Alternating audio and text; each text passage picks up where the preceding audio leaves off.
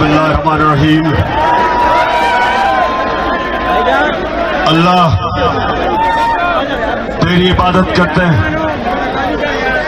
और अल्लाह तेरे से मदद मांगते हैं। आज मैं अपने सारे पाकिस्तानियों को उनको खराज तहसीन पेश करता हूं कि सिर्फ 24 घंटे के नोटिस पे मेरी कॉल पे सारे पाकिस्तान के बड़े शहरों में, इसी तरह मेरे बाशऊर कौम के लोग आज एक हकीकी आजादी की तहरीक पे निकले हैं। मैं उनको खराज तहसीन भी पेश करता हूं। या सामने खामोशी खामोशी खामोशी, एक खामोशी।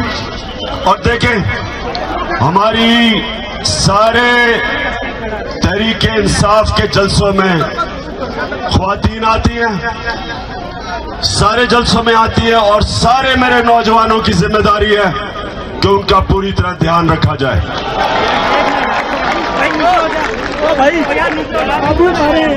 अब खामोशी से आपने आज मेरी बात सुननी है।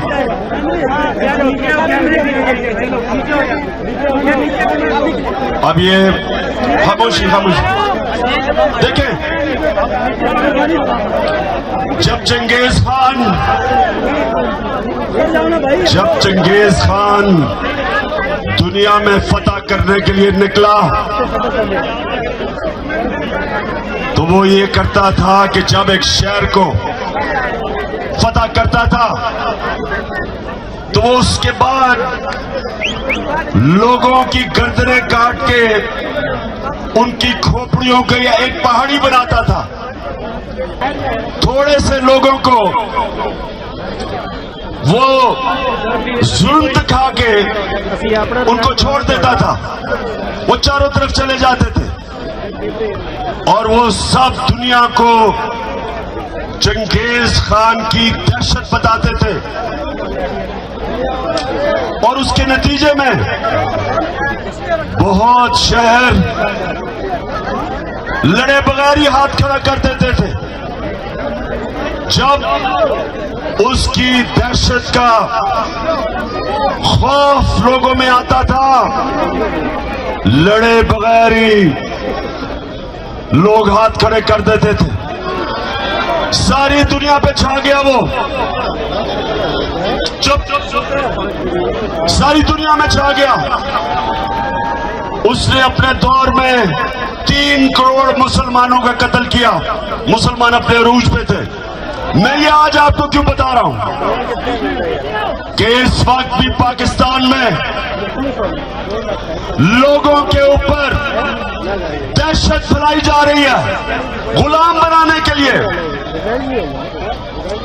ये गौर से सुने मेरी बात, ये जो शहबाज गिल से हुआ, ये इसलिए नहीं हुआ कि उसने कहा क्या,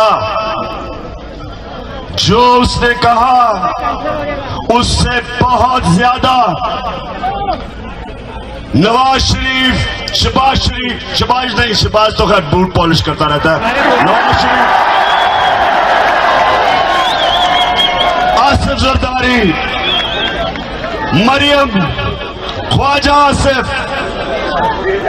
फजलुर रहमान डीजल,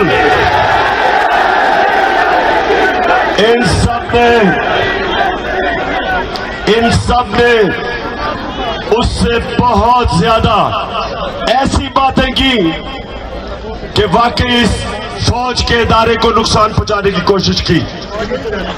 तो इसलिए शहबाज गिल को नहीं पकड़ा कि उसने कहा क्या था, उसको इसलिए पकड़ा, उसके ऊपर तशद्दुद किया। कोई भी पाकिस्तान के आईन और कानून के मुताबिक नहीं चले। उन्होंने ये बताने की कोशिश की कि हम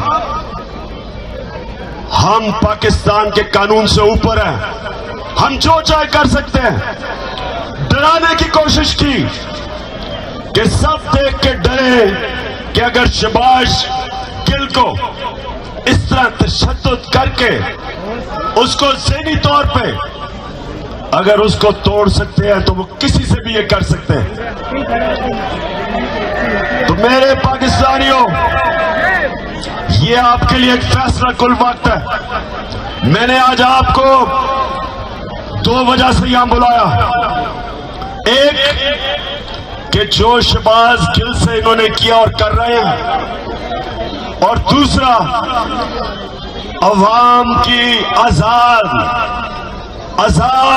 आवाजों को बंद करने के लिए जो इन्होंने सबसे मकबूल चैनल ARY उसको बंद किया। इसलिए नहीं बंद किया, इसलिए बंद नहीं किया कि ARY ने कोई गलती की। उसको भी इसलिए बंद किया कि वो सच दिखा रहा था। वो हमारा मौकिफ, मेरा मौकिफ, अवाम का मौकिफ वो पब्लिक के सामने लेके आ रहा था, इसलिए उसको बंद किया।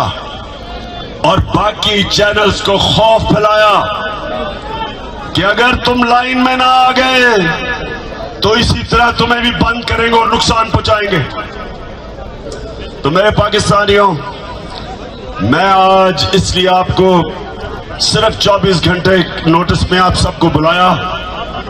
ये बड़ा अहम वक्त है पाकिस्तान में, फैसला कुन वक्त है, डिफाइनिंग मोमेंट है। ये ऐसा वक्त है कि अगर हम इस खौफ के बुत के सामने झुक गए, हमारे सामने गुलामी है। हमेशा दुनिया की तारीख में फिरौन और डिक्टेटर्स और बादशाह वो लोगों को गुलाम बनाते थे खौफ के ऊपर। वो लोगों को गुलाम बनाते थे मीडिया का, लोगों की आवाजें बंद करके वो लोगों को पर काबू पा जाते थे, लोगों की तनकीद खत्म करके। इस तरह अवाम गुलाम बन जाती। तो आज हम सब ने सबसे पहली चीज कि हम सब ने इस जुल्म का मुकाबला करना है। और पहली दफा अपनी 26 साल की सियासत में मैं पहली दफा एक जिंदा कौम देख रहा हूं पाकिस्तानियों को। पहली दफा एक सोई हुई कौम जाग रही है। इल्लामा इकबाल सोए हुए मुसलमानों को, गुलाम मुसलमानों को मुसलसल कई सालों से अपनी शायरी से जगाने की कोशिश की, मुसलमानों की गैरत को जगाने की कोशिश की। उन्होंने मुसलमानों की खुददारी को जगाने की कोशिश की। आज भी वही दौर है। हम अंग्रेज से तो आजाद हो गए, लेकिन जो आज इन चोरों को ऊपर बिठाया एक बैरूनी साजिश के तहत, और उसके बाद इनको हमारे ऊपर मुसल्लत कर रहे हैं खौफ फैला के। 25 मई कभी ये कौम भूलेगी नहीं। पूरा मन एहतजाज था। यहां डी चौक की तरफ लोग, फैमिलीज, बच्चे एक पूरा मन एहतजाज कर रहे थे, और उस पूरा मन एहतजाज को जिस दहशतगर्दी से दहशत फैलाई गई, सामने नजर आ रहा है रेंजर्स को और पुलिस को, औरतें, बच्चे, फैमिलीज हैं, उनके ऊपर जिस बेदर्दी से इन्होंने शेलिंग की, सिर्फ एक मकसद था कि इन चोरों को हम किसी तरह, इन चोरों को जो हमारे ऊपर मुसल्लत किया, हम किसी तरह तस्लीम कर लें। सब सुन लो, ये चोरों को, जो चोरों का टोला है, जो थ्री स्टूडेंट्स हैं, जो बाहर भगोड़ा बैठा है, आज सब सुन लो, ये कौम जाग गई है, बेदार हो गई है, शऊर आ गया। आप जो मर्जी कर लें, जितना मर्जी खौफ फैलाने की कोशिश करें, मीडिया को डराएं, सोशल मीडिया के एक्टिविस्ट को उठा लें, उनको धमकियां दें, उनके ऊपर एक्शन लेने से उनको डराएं। ये मैं आज चैलेंज करता हूं आपको, जो मर्जी आप कर लें, जो मर्जी आप करें, आप ये अवाम के समुंदर को जो आजादी चाहता है, आप नहीं रोक सकते।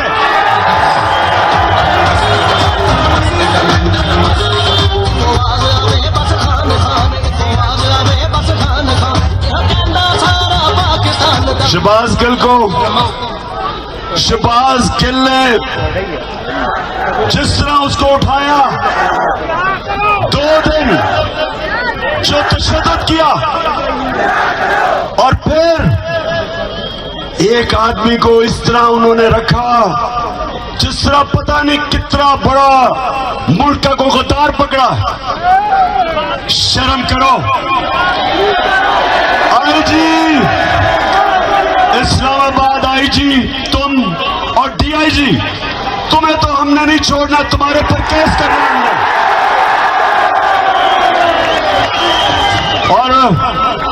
और मैजिस्ट्रेट साहिबा ज़ेबा, आप भी तैयार हो जाएं, आपके ऊपर भी हम एक्शन लेंगे। आप सबको शर्म आनी चाहिए कि एक आदमी को, जिसको उस चीज के ऊपर जो तशद्दुद किया, अगर क्या कमजोरी को एक कमजोर आदमी मिला, उसी को आपने करना था, फजल रहमान से जान जाती है।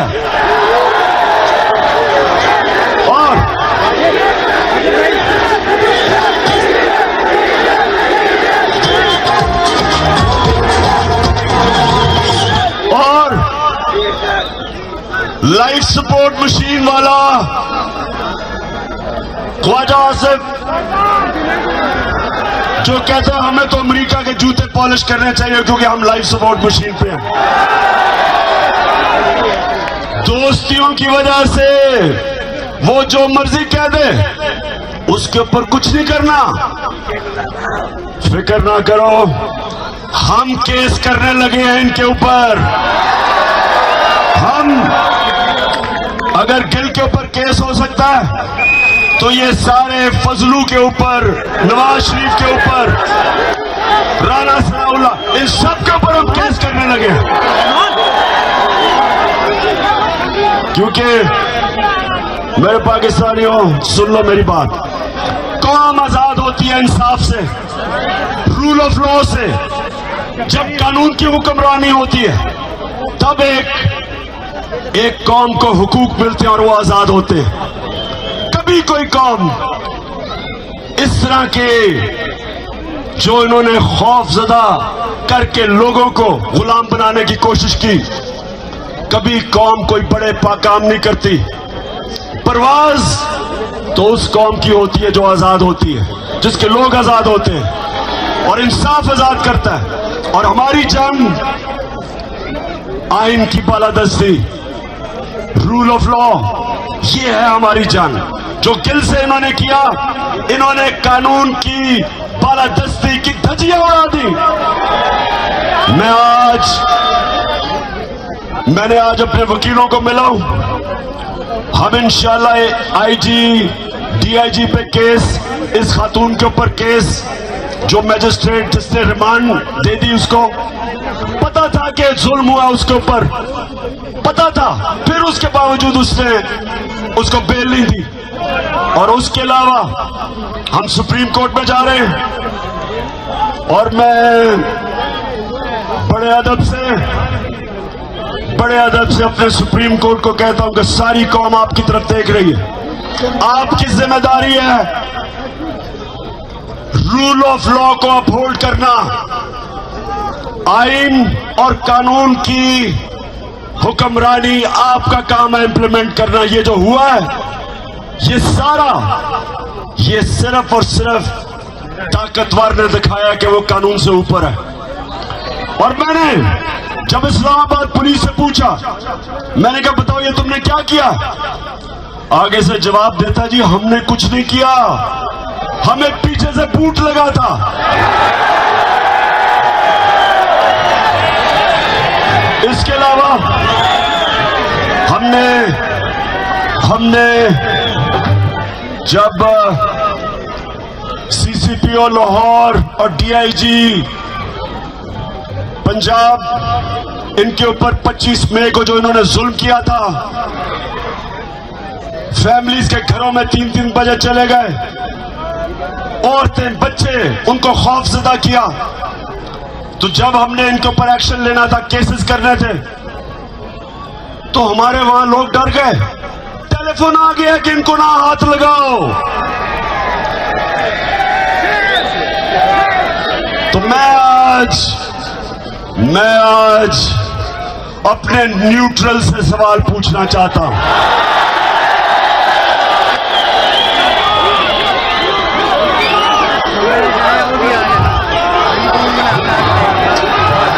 मुझे ये बताएं,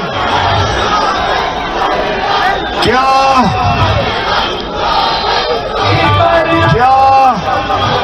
वाकई आप न्यूट्रल हैं?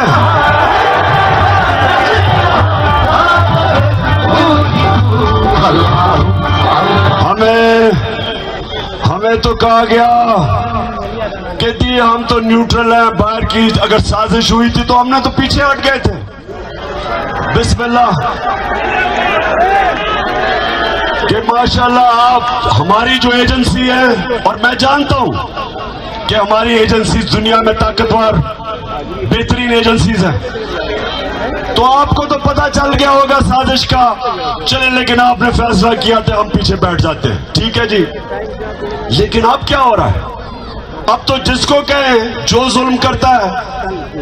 पंजाब में हमने जब उनसे पूछा, वो कहते जी हमें तो जी पीछे से हुक्म आया था। इधर आप इस्लामाबाद पुलिस कहती है नहीं जी हमने तो किया ही कुछ नहीं।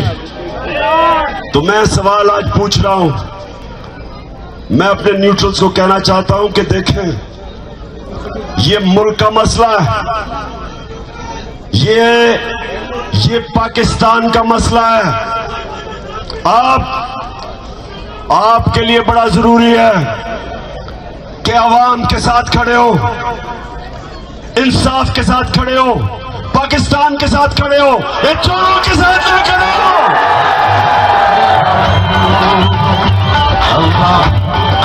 आपके जज्बात महसूस करना चाहता हूँ। हाथ नजर आएंगे तो पता लगेगा उम्मीद हमारी कहाँ है, किससे है। और मैं आप ARY की बात करना चाहता हूं। ये जो दबाव मीडिया पे डाला जा रहा है, कभी इस तरह का प्रेशर मीडिया पे नहीं पड़ा। हमें जब हम पावर से निकले, मीडिया का ब्लैकआउट हो गया। जो अगले दिन 10 अप्रैल को जो पब्लिक सड़कों पे निकली, मीडिया का सारा ब्लैकआउट था, कुछ भी नहीं था मीडिया पे। वो तो रात को सोशल मीडिया और सोशल मीडिया जिंदाबाद। नौजवान हमारे सोशल मीडिया के, मैं तो आपको खास सलाम पेश करता हूं। सोशल मीडिया पे आना शुरू हो गया कि अवाम सड़कों पे, और फिर पहली चैनल जिसने अवाम दिखाई वो ARY था। उसके बाद ARY के ऊपर पूरा जोर, जो पाकिस्तान के एंकर जिनकी सबसे ज्यादा व्यूअरशिप थी, उन सारों के ऊपर जोर, उनको दबाओ, उनको खौफजदा किया, उनके ऊपर केसेस बनाए। साबिर शाकिर मुल्क से बाहर। अब मैं समझता हूं कि पाकिस्तान का बेहतरीन एंकर जिसको मैं सलूट करता हूं, अरशद शरीफ, वो मुल्क से बाहर। इमरान रियाज के ऊपर केसेस, उसको जेल में, और रियाज अमीर जैसा दानश्वर, उसको इन्होंने जलील करने की कोशिश की। समी इब्राहिम,